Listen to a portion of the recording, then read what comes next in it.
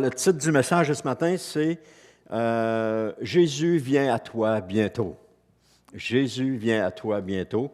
Et on va lire ensemble dans Luc chapitre 7, les versets 11 à 17 qui nous disent « Ensuite, Jésus se rendit dans une ville appelée Naïn, et ses disciples et une grande foule l'accompagnaient. Comme ils arrivaient à la porte de la ville, il rencontra un convoi funèbre. On enterrait le fils unique d'une veuve. Beaucoup d'habitants de la ville suivaient le cortège. Le Seigneur vit la veuve et il fut pris de pitié pour elle et lui dit « Ne pleure pas ». Puis, au verset 14, puis il s'approcha de la civière et posa sa main sur elle. Les porteurs s'arrêtèrent. « Jeune homme, dit-il, je te l'ordonne, lève-toi. » Le mort se redressa, s'assit, se mit à parler. Jésus le rendit à sa mère. Verset 16, saisi d'une profonde crainte, tous les habitants louaient Dieu et disaient, « Un grand prophète est apparu parmi nous. » Et ils ajoutaient, « Dieu est venu prendre soin de son peuple. » Cette déclaration concernant Jésus se répandit dans toute la Judée et dans les régions environnantes. La phrase thème du message, c'est « Jésus viendra assurément à toi au moment opportun. » Et pour cela, il ne faut pas douter, mais attendre patiemment. N.T. Wright a dit, « Jésus vient là où la douleur est la plus aiguë et la prend sur lui. » Jésus vient là où la douleur est la plus aiguë et la prend sur lui. Marie avait attendu toute la journée que sa mère arrive. Depuis le matin qu'elle était partie, les heures semblaient interminables. Elle ne semblait pas revenir. Elle se demandait ce qu'il se passait. Elle était inquiète parce que Marie avait raconté à sa mère ce qui s'était passé la veille et sa mère lui avait dit « Laisse-moi cela entre les mains, je vais arranger ça. » Alors, bien que Marie avait confiance en sa mère, elle ne pouvait pas s'empêcher d'être inquiète par rapport au fait qu'elle ne revenait pas. Finalement, tard dans la soirée, la mère de Marie finit par revenir. Et Marie était au lit, mais elle était incapable de s'endormir parce qu'elle attendait la réponse que sa mère allait lui donner. Et lorsqu'elle entendit la voix de sa maman, elle courut à sa rencontre et elle regarda fébrillement sa mère qui lui dit « Ne t'inquiète pas, Marie, tout est réglé. Ne t'inquiète pas, tout est réglé. » Quel soulagement, toutes ces heures à attendre, à espérer, à se demander qu'est-ce qui va arriver, comment ça va se passer, etc. Elle n'aurait plus à s'inquiéter un seul instant maintenant. Et c'est un peu ça que le Seigneur a fait pour nous. Le Seigneur est venu à nous, puis il nous a dit, « Ne t'inquiète pas, j'ai tout réglé. Inquiète-toi pas, j'ai tout réglé. Tu n'as plus à t'inquiéter, tu n'as plus à t'en faire. Parce que les choses qui t'inquiétaient, qui te traumatisaient, qui te tourmentaient, Jésus les a pris sur lui et il a réglé les choses pour toi. La seule chose qui se passe, c'est que maintenant Jésus va venir, mais il tarde à venir un peu. Vous allez voir pourquoi. Alors, la question du message, c'est depuis combien de temps attendez-vous Jésus dans votre vie? Depuis combien de temps attendez-vous Jésus dans votre vie? Parce que les journées de Jésus étaient très bien remplies. À partir du moment où est-ce qu'il se levait jusqu'au moment où il se retirait pour dormir, il avait été constamment pris par les gens autour de lui et les journées étaient remplies. Alors, il se déplaçait d'un endroit à un autre aussi, c'est ce qu'on voit là, parce qu'il accomplissait différents miracles que les gens lui demandaient. Les gens venaient à lui et lui demandaient, « Peux-tu guérir un tel? Peux-tu guérir un tel? Seigneur, peux-tu faire quelque chose pour moi? Si tu peux, Seigneur, guéris-moi, etc. » Et il se présentait à Jésus. Puis Jésus accomplissait différents miracles, justement, aux gens qui lui demandaient. Il était pleinement compatissant de ce que les gens étaient en train de vivre, de ce que les gens vivaient.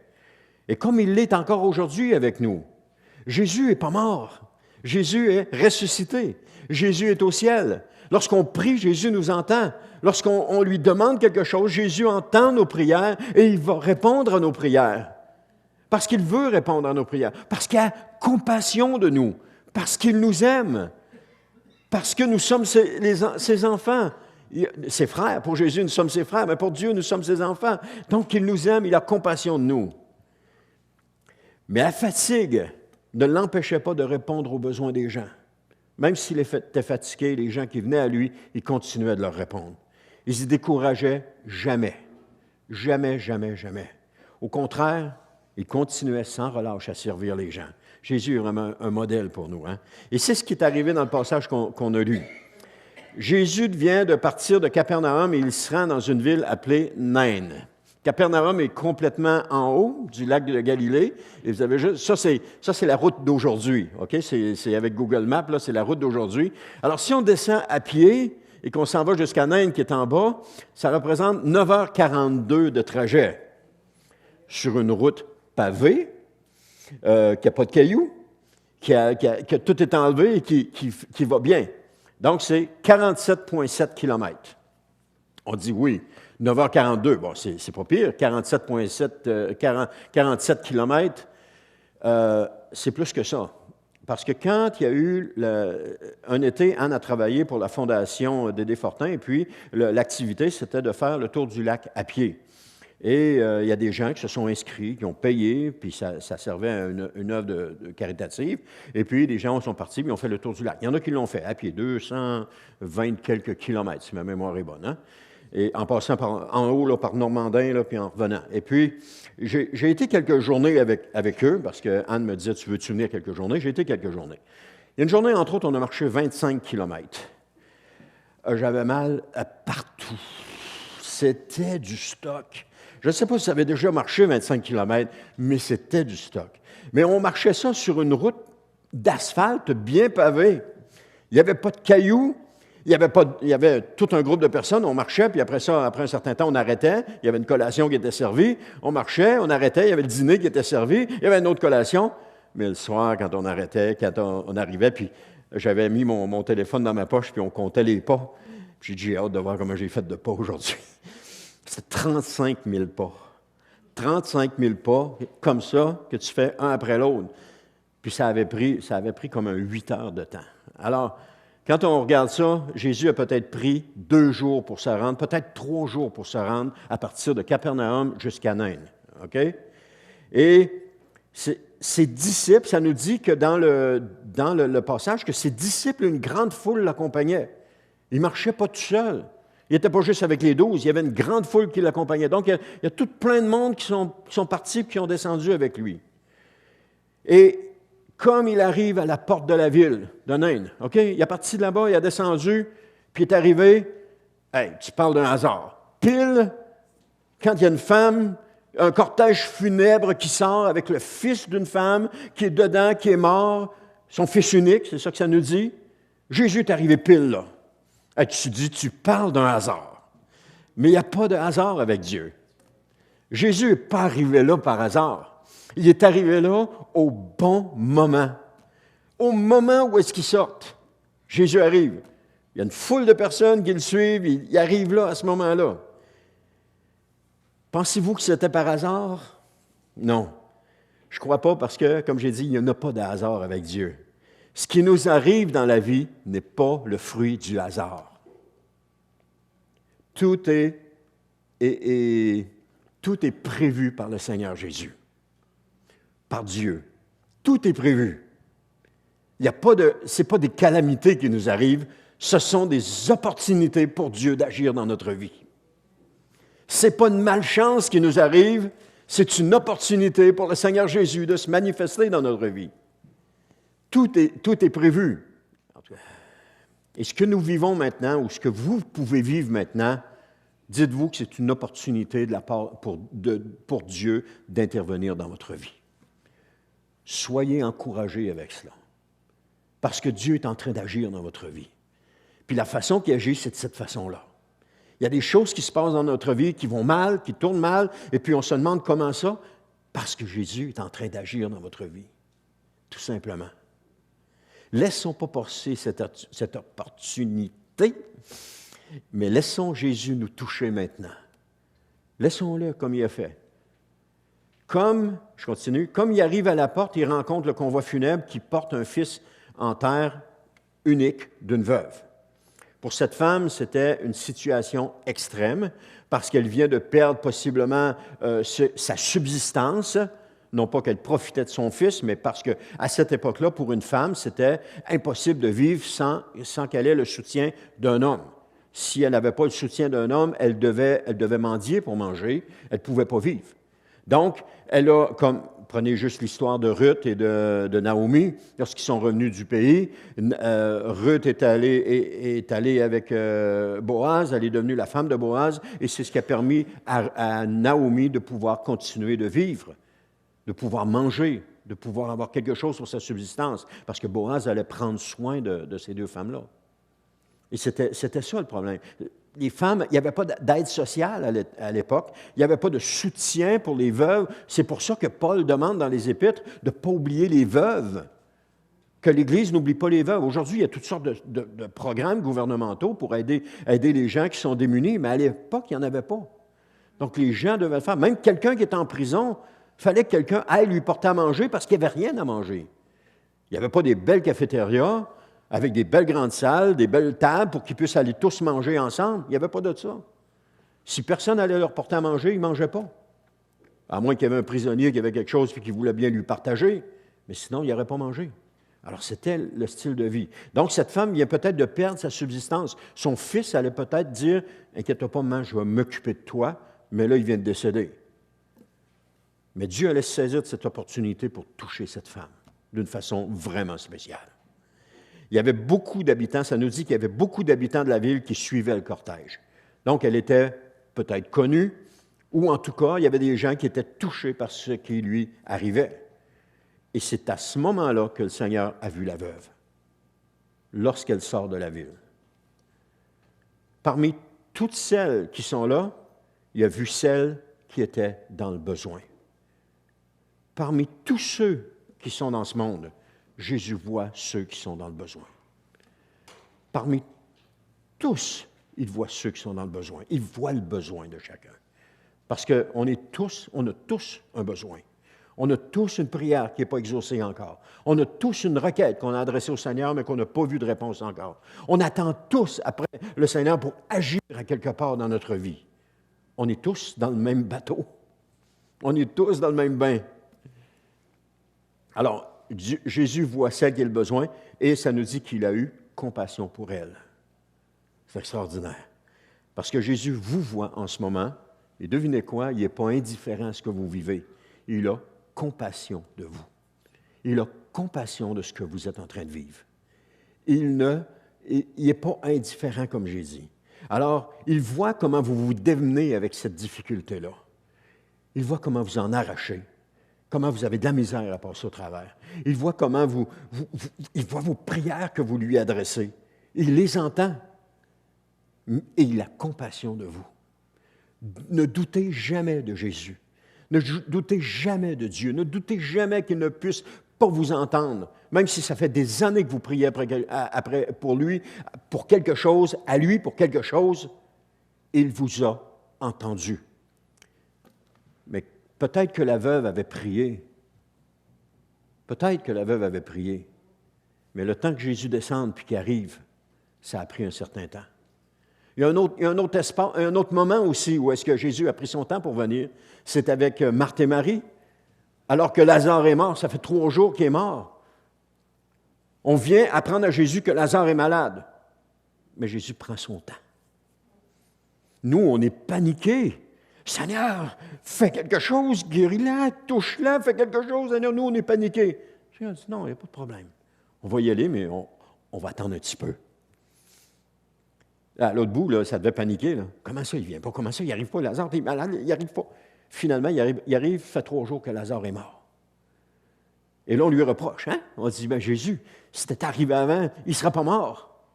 On lui fait un reproche. Et là, Jésus a fait un miracle dans la vie non seulement dans la vie de Lazare, mais dans la vie de ses 2 sœurs aussi. Il a fait un miracle là. Même s'il a pris du temps à venir, il a fait un miracle. Même s'il prend du temps à venir pour vous, il va faire un miracle. Et c'est ça qu'il faut retenir de la parole de Dieu ce matin. Même s'il prend du temps à venir, il va faire un miracle. Il faut toujours avoir confiance en Jésus. Toujours espérer en lui.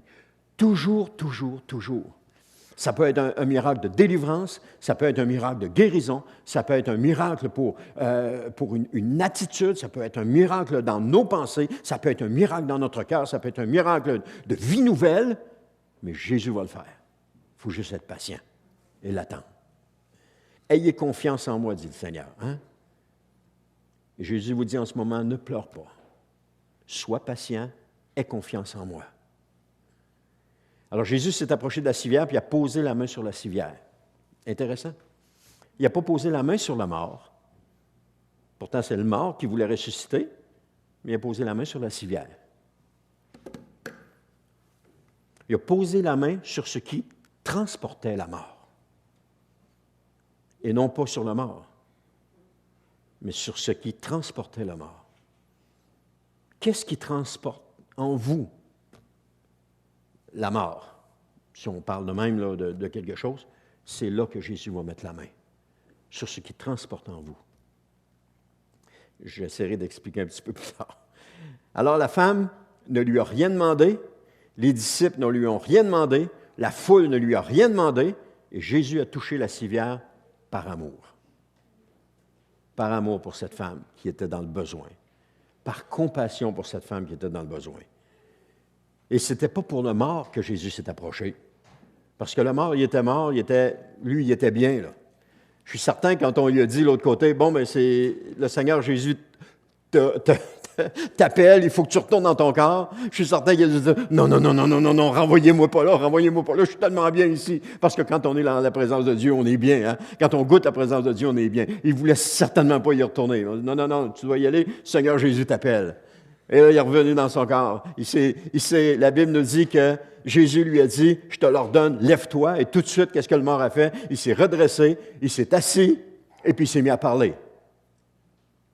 Imaginez, là, les gens portent la civière, peut-être sur leur épaule, ils sont peut-être 4 qui portent la civière, peut-être 6, et là, tout à coup, là, il se relève, il se vire de côté, il met ses pieds en bas, les autres sont en train de porter ça, et puis il commence à parler. Tout un miracle. Les gens ont vu ça. Ils l'ont vu, ils sont émerveillés de ce que Jésus est en train de faire. Bien, laissez-moi vous dire que vous allez être émerveillés de ce que Jésus va faire dans votre vie. Quand Jésus va arriver, il faut juste l'attendre. Juste être patient. Mais le jour où il va arriver, vous allez être émerveillés. Vous aussi, vous allez vous redresser. Vous aussi, vous allez vous asseoir, puis vous aussi, vous allez commencer à parler. Alors, qu'est-ce qui est mort dans votre vie en ce moment? Qu'est-ce qui est mort dans votre vie en ce moment? Qu'est-ce qui aurait besoin d'être touché par Jésus dans votre vie en ce moment? Ça, c'est des questions que vous pouvez répondre pour vous-même. Qu'est-ce qui a besoin d'être ressuscité dans votre vie en ce moment? Peut-être quelque chose, peut-être un sentiment, peut-être quelque chose que vous aviez auparavant qui est mort dans votre vie et que vous demandez au Seigneur, Seigneur, j'aimerais ça retrouver ça. Peut-être que vous avez perdu la joie, peut-être que vous avez perdu l'enthousiasme pour le Seigneur, peut-être que vous avez perdu le zèle pour le Seigneur, et vous criez, Seigneur, j'aimerais retrouver mon zèle pour toi. Qu'est-ce qui a besoin d'être ressuscité dans votre vie en ce moment? Vous savez, Naïn, pour le nom de la ville, signifie beauté. Et ce que Jésus fait, c'est de toute beauté. C'est toujours de toute beauté. C'est toujours parfait. Des fois, je fais quelque chose, et puis là, on dit, tu as fait une erreur, là. Bon. Je fais d'autres choses, mais tu as encore fait une erreur, là. Bon, OK, on va essayer de me corriger, mais à toutes les fois, là, je fais encore une erreur. Mais Jésus, ce qu'il fait, il n'y a pas d'erreur. C'est toujours beau. C'est toujours parfait. C'est toujours extraordinaire. Les années d'attente sont rien à comparer de ce que Jésus fait sur le moment. Toutes les années d'attente sont oubliées avec la joie que Jésus nous apporte dans notre cœur lorsqu'il fait le miracle dans notre vie. Toutes ces années-là sont oubliées parce qu'il y a tellement de joie, il y a tellement de satisfaction en nous d'avoir attendu, d'avoir pris la peine d'attendre, d'avoir persévéré. Si Sarah avait attendu la promesse de Dieu, il n'y aurait pas eu tout le trouble dans sa famille après qu'Ismaël est né. Mais elle n'a pas attendu. Elle était trop pressée. Ça nous prend un héritier. Ça prend un héritier, elle était trop pressée, puis elle a eu le trouble. Le trouble est venu avec. Lorsqu'on n'est pas patient, lorsqu'on n'attend pas le Seigneur, le trouble vient avec. C'est le trouble qui vient. On dit, le Seigneur nous a bénis, il nous a donné ceci, il nous a donné cela. Mais avec ça, là, si ce n'était pas ce que le moment du Seigneur, il y a du trouble qui vient avec. Et après ça, on se demande, mais comment ça? J'ai toutes sortes de problèmes, Seigneur. C'était pas ta bénédiction que tu me donnais? Attendons le Seigneur. Attendons-le. Ayez confiance parce que Jésus arrive bientôt. Il est en chemin spécialement pour vous. C'est sérieux, spécialement pour vous. Parce que Jésus ne fait pas les miracles at large comme ça. Il ne lance pas ses miracles en disant « J'espère que ça va toucher quelqu'un. » Non, c'est spécialement pour vous. Parce qu'il y a compassion de vous. Chacun de vous, c'est spécial. Il y a compassion de vous. Soyez patients, encore un peu de temps, puis Jésus va passer. Je me souviens, j'ai attendu 20 ans pour pouvoir accéder au ministère, comme on dit, pouvoir servir le Seigneur à temps plein. Et à un moment donné, je suis à l'église et puis, Seigneur, c'est long, je ne sais pas combien de temps, c'est long, combien de temps ça va prendre, blablabla. Puis là, je me plains un peu au Seigneur, puis je me décourage un peu, on est découragé un peu. Et il y a un prédicateur invité qui est là. Je ne le connais pas, il ne me connaît pas, il ne sait pas ce que je suis en train de vivre. Et puis, dans son message, il y avait une illustration d'un temps de gestation d'un éléphant. Et puis là, il commence à faire son illustration, puis il parle du temps de gestation, puis il dit, savez-vous que pour un éléphant, il dit le temps de gestation, c'est 2 ans. Et là, on écoute ça, ouais, c'est bon, c'est intéressant. Et là, il fait juste rajouter à la fin de son illustration, plus c'est gros, plus ça prend du temps. J'aurais broyé. Tellement, je sentais le Saint-Esprit me parler à ce moment-là, Denis, sois patient, ça va être gros. Sois patient, ça va être gros. Et parce que le temps de gestation était long. Plus, je dis 20 ans, ça a pris 30 ans. 30 ans. Mais le Seigneur m'apprenait des choses à travers ça. Amen. Bientôt, Jésus va être là pour ressusciter en vous ce qui est mort. Soyez patients. Attendez-le parce qu'il va assurément venir, ayez confiance en lui. Et à la suite de cela, dans le passage, il y a une profonde crainte qui s'est emparée des gens qui étaient là. On dit des assistants dans ma version. Leur réaction aura été de louer Dieu.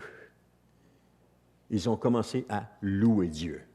Lorsque Jésus vient et qu'il ressuscite quelque chose en nous, la personne commence à louer Dieu. L'effet que ça a, c'est que ça nous permet de louer Dieu. On commence à aimer Dieu, à le reconnaître, puis à reconnaître sa grandeur et sa bonté à partir du moment où est-ce que Jésus touche ce qui est mort en nous et qu'il le ressuscite. C'est le fruit de nos paroles qui sort et on commence à louer Dieu. Le dimanche matin, lorsqu'on s'assemble pour louer Dieu, ce devrait être l'expression de ce que Jésus a fait dans notre vie. Une expression de louange qui monte vers le Seigneur. Quand on est assis, les bras croisés, puis qu'on regarde ce qui se passe, puis qu'on compte les tuiles au plafond, comment est-ce qu'il y en a de large puis de long. Mais avant, on a compté les lumières, les petites, les grosses, les tuiles. Puis là, on est rendu à compter les travers. Comment est-ce qu'il y a de travers? Ils sont toutes pleines de longueur? On n'est pas en train d'adorer Dieu pour ce qu'il fait pour nous. On n'est pas en train de l'adorer. Parce que ce que Jésus a fait, c'est grandiose. Il nous a donné la vie. De mort que nous étions, il nous a donné la vie. On devrait se réjouir de cela. On devrait exploser de joie de cela. Parce qu'aujourd'hui, on a la vie. Et si on a la vie éternelle, c'est parce que Jésus nous l'a donnée. C'est parce qu'un jour, on a prié, Seigneur, entre dans mon cœur. Seigneur, je te prie que tu entres dans mon cœur, que tu viennes en moi et que tu me changes, que tu me transformes. Seigneur, je veux te suivre comme Johanna a fait. Seigneur, je veux te suivre. Seigneur, je veux te marcher avec toi. Seigneur, je veux t'accompagner. Je veux être à ton service. Et ça devrait être juste ça, l'expression de ce que Jésus a fait. Dans Luc 15, 10, ça nous dit de même, je vous le déclare, il y a de la joie parmi les anges de Dieu pour un seul pécheur qui change. Il y a de la joie. Et s'il y a de la joie parmi les anges de Dieu, pourquoi est-ce qu'il n'y aurait pas de joie ici avec nous? Nous sommes une réunion de pécheurs qui ont changé. On s'en allait dans une direction, puis on a viré complètement de bord. On faisait dos au Seigneur, et maintenant on fait face au Seigneur Jésus. On le suit, on marche avec lui, on l'accompagne. Il y avait une grande foule qui accompagnait Jésus. Encore aujourd'hui, il y a une grande foule qui accompagne Jésus. Il y a des disciples, il y a une grande foule qui l'accompagne. Parce que Jésus, il n'est pas mort. Il est encore vivant. Et là, les gens ont commencé à dire, un grand prophète est apparu parmi nous, puis ils ont ajouté, Dieu est venu prendre soin de son peuple. Plus vous allez pleurer, plus vous allez crier au Seigneur, vous aussi vous allez dire, Dieu est venu prendre soin de son peuple. Il ne m'a pas abandonné. Il ne m'a pas oublié. Il ne m'a pas délaissé. Il ne m'a pas renié. Il ne m'a pas rejeté. Il va continuer encore et encore à prendre soin de vous. Dieu ne nous abandonne pas. Il ne nous abandonnera pas non plus. Et il ne nous rejettera pas. Et au moment où nous ne nous y attendons pas, il va intervenir. À partir du moment où est-ce qu'on va lâcher prise, c'est là que Dieu va intervenir. Parce que tant et aussi longtemps qu'on tient la situation entre nos mains, Jésus ne peut pas intervenir. Parce que toute la gloire va nous revenir. Si on tient la situation, c'est comme si, j'ai-tu bien fait? Regarde, j'ai tout arrangé ça tout seul. À partir du moment où on dit, Seigneur, je ne suis pas capable de le faire, je te laisse entre les mains. On lâche prise. On ouvre les mains, on lâche prise. On laisse entre les mains du Seigneur. Là, le Seigneur peut commencer à agir. Je ne dis pas lancer la serviette puis du bras. Mais il faut ce que tu veux. Non. Le Seigneur, j'abandonne tout entre tes mains. Parce que je me rends compte que je suis incapable de le faire par moi-même. Je suis incapable de faire quoi que ce soit par moi-même. J'ai besoin de toi. C'est à ce moment-là qu'on lâche prise puis qu'on laisse toute la place au Seigneur Jésus. Et le Seigneur Jésus commence à agir à ce moment-là. Mais soyez patients. Il est parti de Capernaum, puis il descend jusqu'à Naïn. Vous êtes à Naïn, et Jésus part de Capernaum. Soyez patients. Faites-lui confiance. Et bientôt, il va être chez vous. Bientôt, il va arriver à vos portes. Il va vous voir. Il va avoir compassion de vous. Puis il va toucher ce qui porte la mort en vous. Puis il va vous restaurer. Vous allez faire comme ce jeune homme, vous allez vous redresser, vous allez vous asseoir et vous allez commencer à parler. Parler de quoi? Parler de ce que Jésus a fait dans votre vie. Parler de comment vous avez été délivré par le Seigneur Jésus. Parler de comment vous avez été restauré par le Seigneur Jésus. Parler comment le miracle s'est produit dans votre famille. Il y avait ceci dans ma famille, il n'y avait pas de solution, il n'y avait pas d'affaire, et tout à coup, le Seigneur est arrivé, puis pouf! Il a complètement arrangé les choses. Je ne peux pas faire autrement que de lui rendre gloire. Je ne peux pas faire autrement que de le louer pour ça. Alors vous allez commencer à parler comme ce jeune homme qui était mort. Il a commencé à parler. Qu'est-ce qu'il a commencé à dire? La Bible ne nous dit pas ce qu'il a commencé à dire. Mais il a peut-être commencé à parler. Vous ne savez pas ce que j'ai vu en haut. Vous ne savez pas ce que j'ai vu en haut. Puis il a commencé à expliquer. Peut-être c'est ça. Je ne sais pas. La Bible ne nous le dit pas. Mais lorsque Dieu va toucher ce qui est mort en vous et qu'il va le ressusciter, il va parler à la mort, à la maladie, à la honte, à la timidité, au découragement, à l'abattement, à la peur, etc.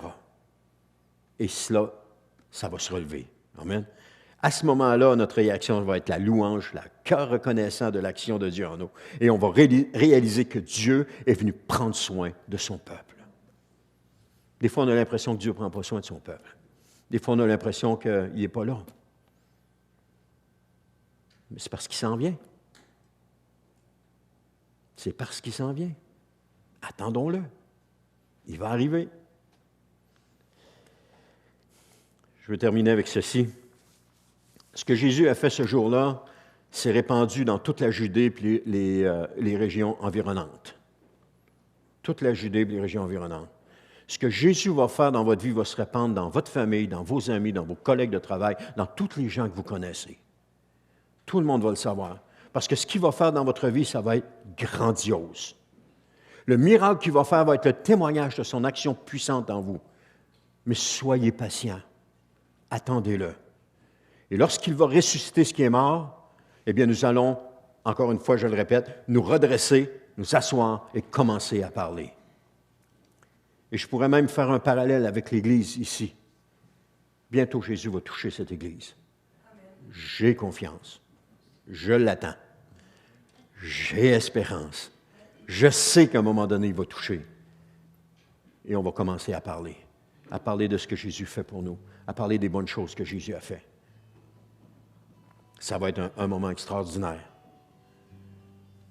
Ce ne sera plus un esprit de mort qui va régner dans votre vie. Ce ne sera plus un esprit de mort ou de découragement ou de « Voyons, Seigneur, ne prends pas soin de moi ». Ça va plutôt être un esprit de reconnaissance à Dieu pour ce qu'il va avoir fait dans votre vie. Déjà là, le miracle de la nouvelle naissance devrait être dans un esprit de reconnaissance, même si ça fait 30 ans, 40 ans. C'est un miracle, c'est le miracle le plus extraordinaire de notre vie. Il n'y en a pas de plus extraordinaire. Être né de nouveau fait de nous une nouvelle personne. Les choses anciennes sont passées, que la Bible nous dit. Maintenant, toutes choses sont devenues nouvelles. Alors, être né de nouveau devrait être l'expression de notre reconnaissance à Dieu. Et comme je disais tantôt, lorsqu'on se réunit, c'est ça qu'on devrait reconnaître à Dieu. Ce qui est mort va reprendre vie. Ce qui est sans vie va recommencer à vivre. Quelqu'un a dit un jour, les belles choses arrivent à ceux qui y croient. Les choses encore plus belles à ceux qui sont patients. Mais les meilleures choses arrivent à ceux qui n'abandonneront jamais. Abandonnez pas. Continuez à persévérer. Continuez à attendre le Seigneur. Un jour, on va tous vivre ça ensemble. L'expression de notre louange à Dieu parce qu'on n'aura pas abandonné, parce qu'on n'aura pas laissé tomber, parce qu'on va avoir continué malgré les embûches, parce qu'on va avoir persévéré malgré les difficultés, parce qu'on va avoir continué d'avancer malgré ce que les autres disaient à propos de nous, mais qu'on va avoir continué, qu'on va être resté fidèle, puis qu'on va avoir continué avec le Seigneur Jésus, qu'on va être resté fidèle au Seigneur Jésus. Ça va être extraordinaire. Extraordinaire. Croyez, soyez patients et surtout, n'abandonnez jamais. N'abandonnez jamais. Parce que bientôt, Jésus va se présenter puis il va toucher ce qui porte la mort en vous. Je vais terminer avec ceci. Vous savez, Dieu nous aime. Hein?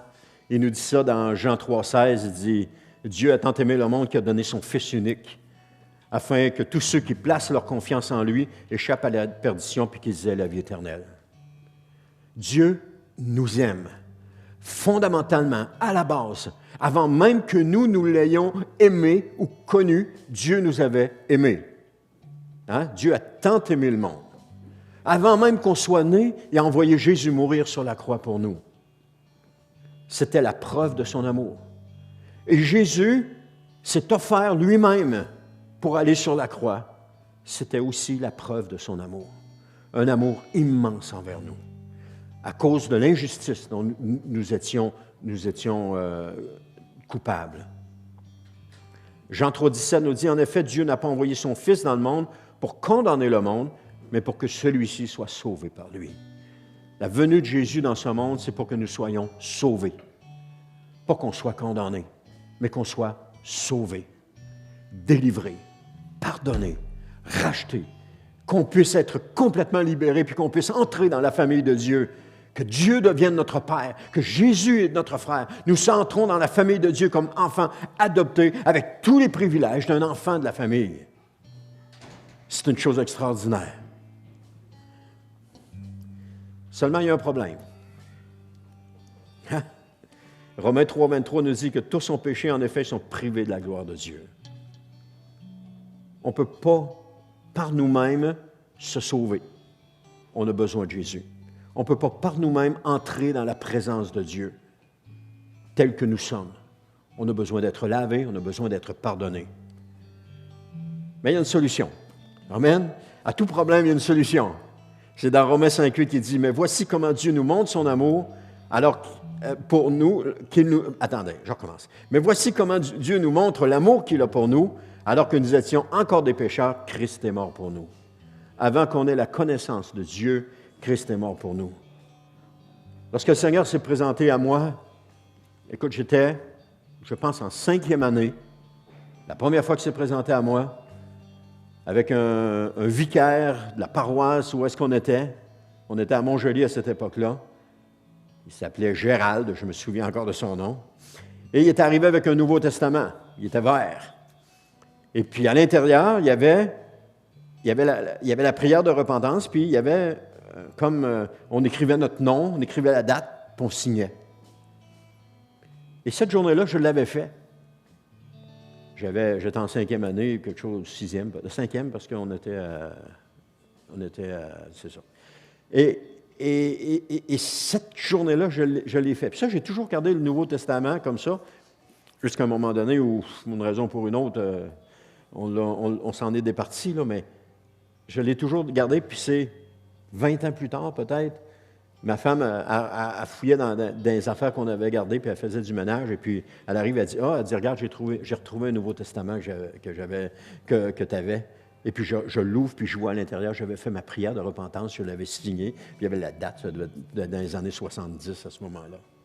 Je ne savais pas ce que j'avais fait à ce moment-là, mais Dieu, il savait ce que j'avais fait. Moi, je ne le savais pas, mais lui, il savait. Et puis, de fil en aiguille, j'ai continué ma vie. Et puis, c'est plus tard, quand on a été mariés, il y avait quelqu'un qui avait l'habitude de laisser des tracts dans notre boîte aux lettres. On est resté dans un bloc appartement, puis à tout moment donné, on ouvrait ça pour aller voir la malle, puis il y avait un tract qui était là, d'une église du coin. Et puis, bon, on lisait ça, mais ça ne nous faisait pas plus que ça. À un autre moment donné, on suit un cours avec H&R Block pour faire des rapports d'impôts, et puis un jeune homme, un soir, le dernier cours, il dit, est-ce que vous pouvez venir me reconduire? Pas de problème, embarque, on va aller te reconduire. Ce soir-là, il n'y avait pas d'auto, je ne sais pas pourquoi, là, où il n'y avait pas d'autobus, je ne sais pas. En tout cas, on va le reconduire. Et il nous donne un évangile de Jean ce soir-là. Une autre intervention de Dieu dans notre vie. Une autre. Et après ça, on continue notre vie jusqu'à ce qu'à un moment donné, il y a quelqu'un, Anne l'a compté, qui vient nous parler du Seigneur Jésus, et puis que là, finalement, on donne notre vie au Seigneur Jésus. Toutes des étapes comme ça. Et qu'on a pris conscience par après de tout ce que Dieu avait fait dans notre vie. Dieu a tant aimé le monde. Il ne m'a pas abandonné à ce moment-là. Il ne nous a pas abandonnés, Anne et moi. La même chose avec vous. Je sais que vous avez tous une histoire, puis on va l'entendre, votre histoire. Je veux l'entendre. Préparez-vous. Parce que vous avez tous une histoire qui mérite d'être entendue. Vous avez tous une histoire qu'on veut entendre, parce qu'elle est toute différente de comment vous avez accepté Jésus. Alors, il y a une solution. Mais Dieu nous montre son amour qu'il a pour nous, alors que nous étions encore des pécheurs. Christ est mort pour nous. Avant qu'on le sache, Christ est mort pour nous. Mais comment est-ce que je peux être sauvé? Romains 10,13 nous dit, tous ceux qui invoqueront le Seigneur Jésus seront sauvés. Tous ceux qui prieront Jésus, qui diront Jésus, Jésus, je t'invite dans mon cœur. Je t'invite dans ma vie, Seigneur. C'est plus que juste dans mon cœur, c'est dans ma vie. Je t'invite, Seigneur, à prendre le contrôle de ma vie. Je te donne ma vie au complet. Seigneur, fais de moi ce que tu veux. Fais de moi ce que tu veux. Ceux qui invoqueront le Seigneur Jésus seront sauvés. C'est une promesse. Ce n'est pas quelque chose qui est lancé comme ça en l'air juste pour faire plaisir. C'est une promesse. Si nous prions le Seigneur Jésus, que nous lui demandons, il va nous sauver. Nous allons être sauvés de comme ça disait dans Jean 3,16, nous allons être sauvés de la perdition. Romains 10, 9 à 10 nous dit, si de ta bouche tu déclares que Jésus est Seigneur et si dans ton cœur tu crois que Dieu l'a ressuscité, tu seras sauvé. Si tu déclares que Jésus est Seigneur et si tu crois dans ton cœur que Jésus l'a sauvé, que Dieu l'a ressuscité, on va l'avoir, tu seras être sauvé. Car celui qui croit dans son cœur, Dieu le déclare juste. Celui qui affirme de sa bouche, Dieu le sauve. Alors ce matin, je vais vous donner l'occasion. S'il y a quelqu'un qui n'a jamais donné sa vie au Seigneur Jésus, j'aimerais vous inviter à venir en avant, j'aimerais prier avec vous. Déclarez de votre bouche. Posez un geste. Vous avancez en avant pour dire à toute l'Assemblée, j'ai décidé de suivre Jésus. Et de venir en avant, puis je vais prier pour vous. Alors qu'on va faire un dernier chant, je vais vous inviter à vous avancer si vous voulez que je prie pour vous. si vous voulez donner votre vie à Jésus, avancez-vous, je vais prier pour vous, on va le faire pendant le dernier chant, et ensuite de ça, on va terminer l'assemblée. Dieu vous aime, oui, tu peux commencer. Dieu vous aime puis désire que vous vous approchiez de lui maintenant. Vous n'avez pas à craindre Dieu parce que Dieu est amour. Il veut vous démontrer cet amour de façon tangible. Alors avancez-vous maintenant, puis je vais prier avec vous. Amen.